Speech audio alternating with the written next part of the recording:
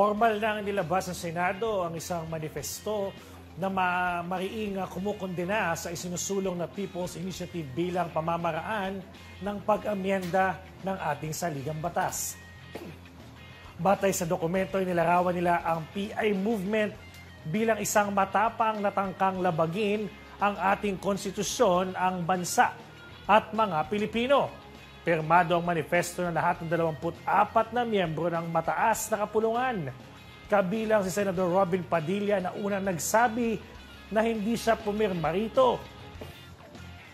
Inilabas ang dokumento kasunod na rin ito ng isinasagawang caucus ng mga senador kahapon ng hapon patungkol sa inihaing resolusyon of both House Number 6 na nag-aamyenda ng economic provisions ng Constitution.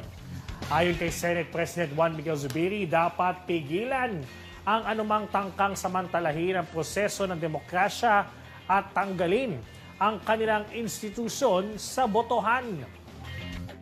And recognize the people as our sovereign with the right to call for constitutional amendments.